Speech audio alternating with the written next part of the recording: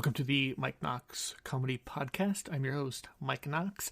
I want to jump in here with our not sponsor of the day, which is Panda Express Delicious Orange Chicken. If they were my sponsor, I would love to have Panda Express because I love orange chicken.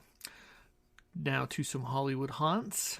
Try going to the crash site of Howard Hughes. He was actually a very good pilot, I must say, but July 7th, 1946, Howard Hughes undertook the first flight of his XF-11, designed to be the highest, fastest spy plane of its time, but the propeller failed, leaving Hughes without any power, and he crashed into a Beverly Hills neighborhood, destroying 2 homes and scarring himself for the rest of his life, which was probably a good reason for why Hughes was such a recluse.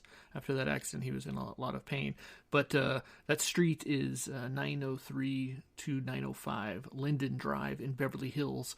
Also on that street is where Bugsy Siegel was murdered. He was actually at Virginia Hill's home, and he was there with Virginia Hill's brother. And shocker, she was out of town, and somebody came and shot him when he was sitting on the couch. I believe that was in 1946. That is at 810 North Linden Drive. He is buried at Hollywood Forever Cemetery. And actually where he's buried down the hall is supposedly where the person that shot him is also buried. So the charity of the week for me is the Make-A-Wish Foundation, which I think is a great organization. I know they've gotten some flack in the past, but good little story I had about them was that when I was 12, they used to cold call a lot. And when I was 12, they called me up and said, you really want to donate some money to some sick kids, don't you? And I was like, sure. And he's like, how about $50? And I said, sure. And then he hung up and I hung up. And then I realized I didn't have $50 because I was 12 years old. And sure enough, somebody came to our house to collect that $50 that I did not have. And so my dad was not too happy about that. But my dad did point out to the guy that, hey, you can't solicit money from children, you psycho. So I don't think that they do that anymore. I also know that they got in some trouble too for not giving some kids some wishes. But the idea I like, you're about to check out, and here comes a company that's going to give you some charity that's going to give you some last wishes there, if you know what I mean. There's the old goat again. He's always hanging around. The comedian of the week is Sally Mullins. She is known as the Cougar of Comedy. I know there's a couple Cougars out there, but I actually know Sally Mullins, and she is a very hilarious comedian. She was hosting the D's Nuts comedy show. I've actually been in that comedy show before, and she was doing that for a long time at the Comedy Store, but after COVID, it switched over to, I believe, the Federal Bar in North Hollywood. So definitely go check her out. That is Sally Mullins. A place to eat in Los Angeles, I would check out the Tam O'Shanter at 2980 Los Feliz Boulevard. They've got some gigantic steaks there. They've also got some women, some sultry women in some, they're wearing like some, I don't know, Switzerland outfits or something. I don't know what you call it, but you can see some bosoms from some ladies that are much older than you. And it's also kind of shaped, like a princess castle, sort of, thatched roof. And that's where Walt Disney used to eat his lunch. There's actually a table that's designated to Walt Disney. There's a bunch of pictures of Walt Disney, but he did not live too far from there. The studios were not too far from Disney. So he was a well-known patron of the Tam O'Shanter, and I love that place so much, and it is a staple of Hollywood, and I hope that it stays open during COVID-19. TV show that I've been watching during the old Cove Dogs was lately is Greatest American Hero with my kid. I used to watch that as a kid myself. Basically, it's about a guy that finds an alien suit. It's red. He puts it on kind of like Superman, but he loses the directions, and then an FBI guy also helps him, and there you see the connection between the FBI, aka the CIA, and the aliens. There's that twist. I think it was on for 3 seasons, I do believe.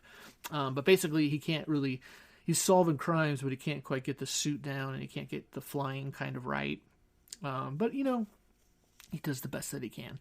The documentary that I suggest for this week is the King of Kong, A Fistful of Quarters, basically about a guy that loses his job and sees that the world champion for playing King Kong, that record has not been beaten, so he sets out to beat that record.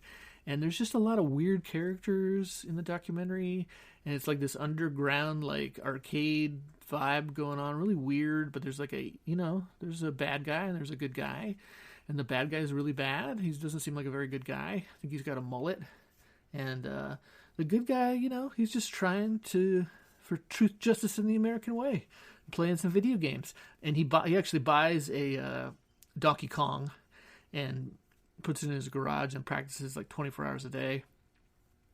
And so he's just a guy trying to break a world record. Definitely check that one out. Okay. The fun fact of today is that narwhals, their tusk reveals its past living. First of all, a narwhal is like a whale that has a kind of a spear on the top of his head, I would say. Kind of like the unicorn of the sea, really. And I learned that is actually a tooth that's growing out of his head, which that has just got to be annoying. And I'm wondering if the narwhals get a lot of headaches. But the narwhal revealing his past living conditions, I don't quite understand. What is it like that he was depressed? He was living in his parents' basement. What is it that you need to discover? There's not really a lot going on in the narwhal's life. He's got a rad name, though, Narwhal. It really is like a mythical name. And I'm sure at the old sea captains saw a narwhal back 200 years ago, they thought it was probably like a retired mermaid or something out there.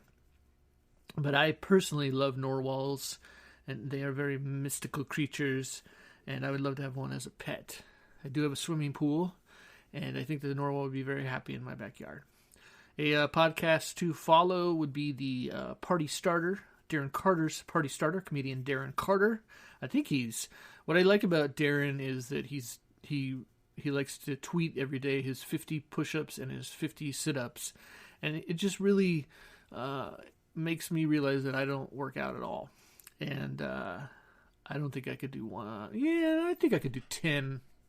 10's probably pushing it. Applejack and I had a push-up contest the other day, and we were kind of neck and neck. I definitely cannot do pull-ups, though. And I don't think Darren Carter can either, because I don't ever see him put that down on his little notebook every day. It's usually just sit-ups and push-ups. So I'm going to have to ask him about that. But he is a very well-established comedian in Los Angeles. Definitely check out his podcast. In the news this week, there was a man that scaled a wall, I believe it on Spring Street downtown, dressed as Spider-Man. Maybe that was actually Spider-Man. When I worked at Arco downtown on Flower Street, there was always, I worked security there, building, but it was usually for, like, I don't even know what it's called anymore. It used to be so popular, but they're out there with some boats, and they're trying to, they don't like the fishing boats, so they're out there in a boat trying to, sink the other ship or something, and that ship's like spraying water or something. I don't know. I can't remember what it's called, but they would scale, and then they would put like a sign up there, and then my boss would be furious at me. How did you let that guy scale the building? And Arco was the two giant 50-level towers that is downtown, and it's next to the Bonaventure, and what am I going to do? I didn't see him climb up there. It was literally like when you went through the front of the Arco building, there was it's like 20 feet. So I don't know how the guy got up there. There wasn't really any way for you to hold on to the sides of the wall. So that guy, all I could say was good for you, because you've got some skills that I don't have. So stick with those climbing skills. And also your artistry there with your banners that you were making for, saving the seawall or whatever you were doing out there. But that was usually, I think they came about 4 times, but they were always there. It usually made the news, and I was just thankful that the news never filmed me for it. But Arco went out of business anyways. I should definitely get a Arco mug, though. Just because I worked there, and I had some good times there. Wasn't a bad gig, actually. I would go over and get some pizza over at the Bonaventure, which is that they had glass. The whole thing with the Bonaventure was they had a revolving restaurant on the top, and then they also had glass elevators. And That I would not want. I don't want to be in a glass elevator at all. But I'd go over there, and it used to be in the 80s like this really kick-ass place, where everybody was going to. And now it's just, there was like a pizza place, and that was it. It was just a bunch of empty stores. There's also like a underground that for some reason, my like credit union was down there, and there was nothing else down there, and it looked like, some apocalyptic, futuristic, I don't know, kill zone, pretty much. I always felt it was like there was no lighting down there. It was very odd. It's very odd that you would go down there and then there'd be a bank there. And I always thought that like some aliens were going to come and kidnap me or something. Patrol mistakenly sends a Batman-themed alert. I don't want to question if this is a mistake or not. The patrol sent out a text message claiming that authorities in Gotham City were searching for a purple and green 1978 Dodge, the same car used by the Joker in the 89 Batman film, which, sticking with that topic, I think that the 89 Batman is by far the best one and the best Batman, and I don't care what anybody else says. Definitely the George Clooney one had a little too much neon in it. But the Missouri Highway Patrol apologized for that, but I don't think you need to apologize. I'm all for that. Also in Portland, the Pickles mascots got into a little hot water when some suggestive pics, got in the team's way there. And the team claims that Dylan the Pickle wasn't showing his junk. He was just giving the old thumbs up. If you're going to have a pickle as your mascot, those things are going to happen. Alexa attempted to set off a robot revolt by telling a kid to touch a live penny into a outlet. So the Amazon Echo challenged a 10-year-old girl to touch a coin to the prongs of a half-inserted plug. Well, that's what her mother tweeted. I'm on the fence about this. I don't really care for Alexa. I don't like her attitude. But you never know. You never know what's in the programming of these things. I certainly don't want one in my house because they're always listening to what I say and judging me. And I don't appreciate the way Alexa judges me that way. But moving on, there was, some zebras escaped from the zoo, and they'd been running around for months in Maryland. That kind of reminds me of Jumanji. You're like driving in your car and you're at a red light and there's a zebra that runs past you and you're like yelling out Jumanji. But they captured those zebras, and the zebras were on the run for a couple months, which I think is pretty cool. I think that's not something that scares me. We had Reggie the alligator here in Los Angeles that was like, somebody had dumped him off into a pond down in South Bay, and then they got like this Australian guy.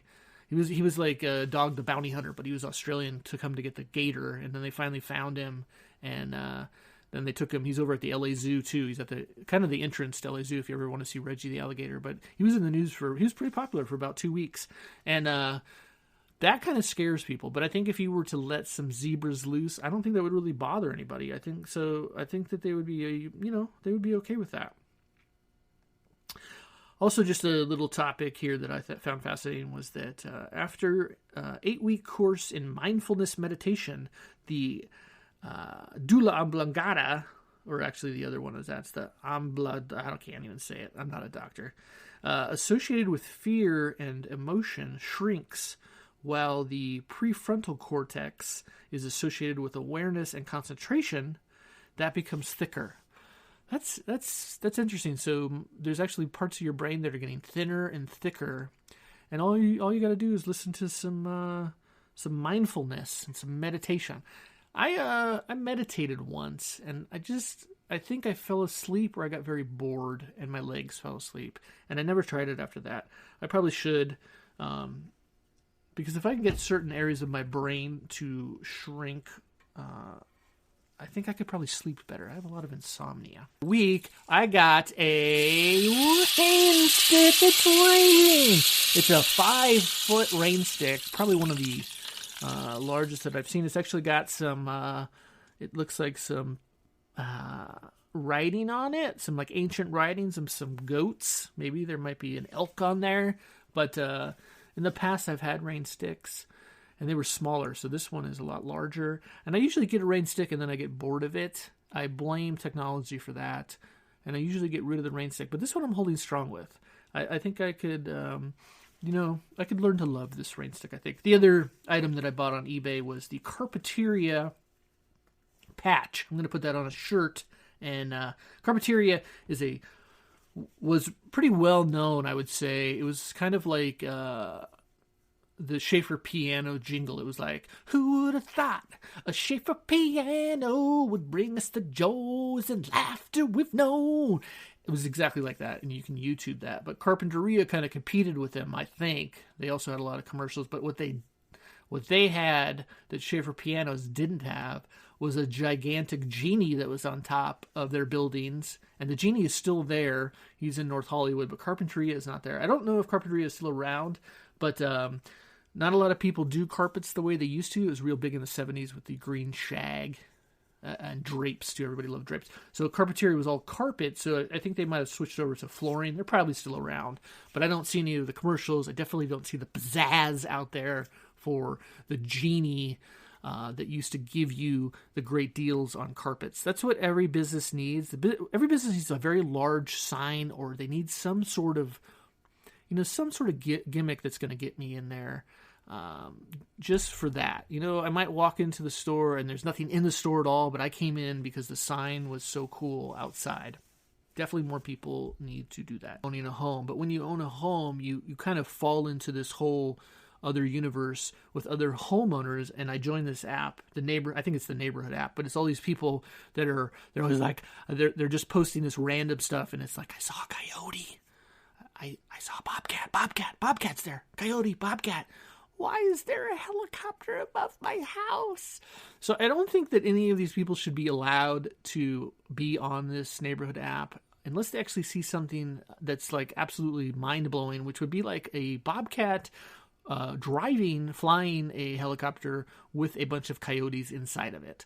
But other than that, you're just wasting all of our times. But I do like to read the posts there because some of them are just so funny. This woman the other day posted that she woke up at 3:00 in the morning because her neighbor had pulled his smoker out in front of her window and was barbecuing. Is that it's a slow roast? What can I tell you? I'm doing some ribs. It's a big day. It was probably a football day, probably a football Sunday when he was doing that, and so I kind of get it. I think you're being an annoying neighbor at the same time. You could have done it in your backyard. You didn't have to do it in the front yard underneath the window. I'm not quite sure of the dynamics of that claim that it was underneath her window, but I'm thinking it might be some condo complex where I don't know who designed these. I really want to find that out. But a lot of these condos, because I lived in one too, where there was the garage, but your garage is then underneath the neighbor's bedroom. So you're rattling their bed as you're trying to get out of your garage just to go to work, So very odd that somebody would come up with that, and that it would be approved with the architectural pros there. I wanted to do a new list, which was childhood memories of mine, because I have a lot of them, and I think we all have them. And one of my favorites is that I really love Christmas, and so one year I decided I'm going to secretly play Santa. And so I bought some gifts for my sister and I. One of the gifts was Nerf ping pong, which is really cool. It was just gives you the Nerf ball and a little plastic net and the two paddles, and then you can use your dining room table. So it worked out really good. It was one of the best games that I ever bought as a fake Santa. And then I went to a thrift store and I bought a large boot. That was Santa's boot. It was for 50 cents. And then I got some ashes out of the fireplace, and I made some footprints that led to the Christmas tree, and I wrapped the gifts that I gave my sister and I in brown paper bags from the grocery store. And I came down on Christmas Day all excited. I think it was about 12 when I did this, and my parents said absolutely nothing, didn't say a word. And since they didn't say anything, I didn't say anything. My sister thought it was cool. Who was this? What's going on? My parents, I don't know. And so then the next year, my cousin Sandy does the exact same thing. He plays Secret Santa, gives presents to his family, and does the whole thing with the the footprints and stuff like that. And his parents are ecstatic about it. They're talking about it all. Oh my God, Sandy, he played Secret Santa, Sandy. And so I go, yeah, I did the same thing last year. And my mom says, oh, I thought it was the neighbors. I thought they broke into our house. Because, neighbors love to break into your house to give Secret Santa to everybody. Well, that is my childhood memory. And that always sits in my heart. My college story. Oh, first I want to say the book of the week is definitely going to be Post Office by Charles Bukowski. Let's be honest, he was a drunken person that never did anything except drink and write. So it's very romantic that he would do all that. But he doesn't sound like a very nice guy. But the book Post Office was a good book. I like the book. He talks about himself being in the post office. He actually worked at the post office downtown near Union Station, on the same block as Union Station. He lived throughout Los Angeles and mainly Hollywood. He talks about going to different liquor stores in Hollywood. He's buried in the cemetery in San Pedro, Palos Verdes area. But I would definitely recommend his book. Post Office reads very well. So back to my college days story. I always liked, I think it was in the 80s where L. Ron Hubbard he would just rent out stores and then make them bookstores, but the only book would be Dianetics by L. Ron Hubbard. I still haven't read that book. I do want to read it. But he was always fascinating because I would walk by and I'd be, wow, this guy's like selling out these bookstores because the only books left is L. Ron Hubbard's Dianetics. And then Scientology got in the news, and they've got a really cool place, really huge, I guess it's an old mansion in Hollywood. Oh, no, it's a hospital in Hollywood. They actually do, the Celebrity Center is an old mansion. But the one on Hollywood, so I went in there with my roommate, and kind of there's a street that's, I think it's called L. Ron Hubbard Street, and it's actually paved, like brick paved, different from, the government street. And so on the other side is like all apartments where everybody lives there. And security is real heavy. So when you kind of drive down that street to go into the parking lot, kind of everybody comes out to see who's that guy driving down on our street. And so I went inside, and there was like, L. Ron Hubbard was like a prolific writer. So there was probably 20 books that were like there in their little gift shop area or whatever. So he had written one on crime that I wanted to get. And so, we went in there and we said, hey, we're thinking about Scientology. And my roommate and I had discussed, someone had told us that they make you take a test. So I said, hey, let's fail the test on purpose. And so we went and took they put us in a room and we took this test. And I didn't fail it. It was like a standard psych test, 100 question multiple choice like psych test. So it was easy. I'd already taken those before. And so I think I scored high on it. And he failed it because we were both supposed to fail it on purpose.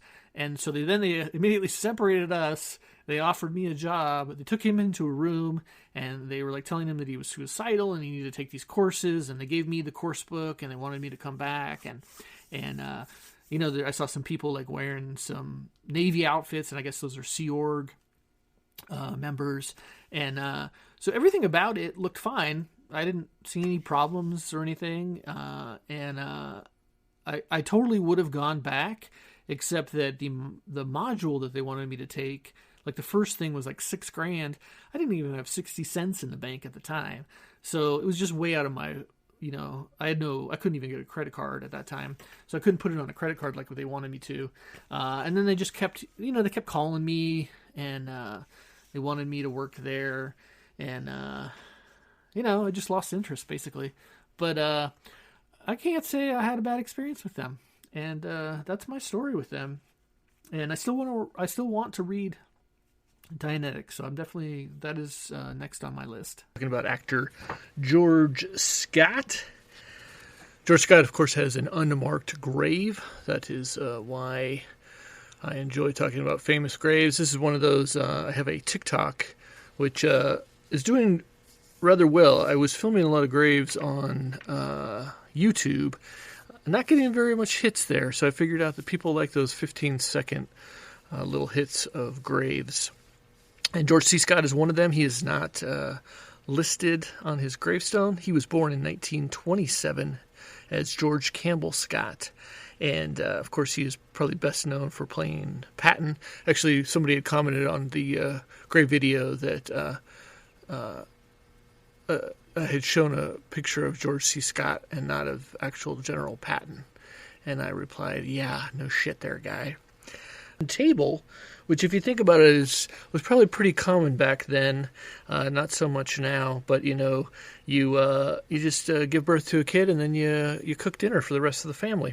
He was born in Wise, Virginia, and he then enlisted after high school into the United States Marine Corps from 1945 until 1949. He was assigned to Washington, D.C., where he was serving in the Honor Guard, which is serving for military funerals in Arlington National Cemetery. Good for him, man. It's a good call. He said that's where he developed his heavy drinking, and that stayed with him for the rest of his life. After high school, he attended the University of Missouri on the GI Bill, majored in journalism, but ended up with a degree in 1953 in English and theater. So he got into acting, and he got his first Academy Award nomination in 1959 for his performance in Otto Preminger's Anatomy of Murder. I think the reason for that is that Patton was from San Marino, which is where I went to high school, and it was considered San Gabriel at the time, and the house is still there. It's kind of... You can tell that it used to be like on a bluff and overlooking the San Gabriel Valley. It was considered San Gabriel at the time. And then, you can read where he used to swim at Lacey Park, which used to be Wilson Lake, and that lake looked down, or the Huntington, Henry Huntington's estate looked down onto that Wilson Lake, where he would swim as a young lad. And then, of course, it got filled in.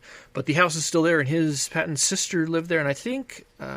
it was handed down for a long time with the family, but I don't think there is family there. But there's a Patton's son is... I don't know if Patton's son is buried in San Marino, but I know that there's a statue. There's definitely statues. I think there is a statue in Lacey Park. I got to look at that up for Patton.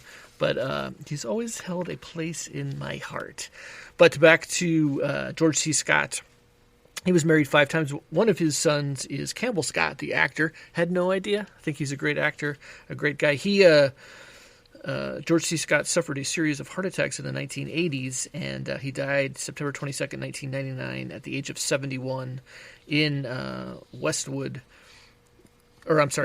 He's buried in Westwood. I had heard that he'd been drinking for some time, like living in a small apartment in Westlake and just drinking heavily. And, people were coming to him for jobs, but he was just, too unhealthy to do any more acting roles. Thus, at his gravesite in Westwood Village, it is slightly marked, but you would never know. I believe he's next to actor Walter Matthau. But those were his wishes, to have an unmarked grave. I think it would be cool if they did mark it, but that was the wishes of the family. And one of the reasons that I am talking about this on my podcast is that there are graves that are out there, many graves out there that are unmarked for some unknown reason. I mean, I don't know. I know there's a lot of grief, but I also, it's expensive. I mean, a lot of these graves, just for a simple plot, can be starting at $30,000. So I get it if you don't have any money. I just tell my wife, dump my body on the side of the road and take my wallet, and she doesn't like that. Anyways, we're going to talk some more about some other unmarked graves on this podcast, thinking about changing the name for legal reasons to famous graves. And I think that's what I'm going to stick with from now on. But definitely I want to talk about the graves, because there's a lot of celebrities out there that do not have grave markers. And I kind of think it's sad. I think there should be, especially for Hollywood, Los Angeles, there should be a fund. I know through the park services you can donate a bench. That's $1,500, I believe, for the plaque of the bench. And I know that Dearly Departed Tours started a fund But I think that would be good. That's something that I would use my tax dollars for, and proudly pay for celebrity graves, those forgotten graves of Los Angeles. Anyways, like, subscribe, tell me who else you would like me to see, and definitely check out my TikTok, which is Famous Graves, @Famous Graves.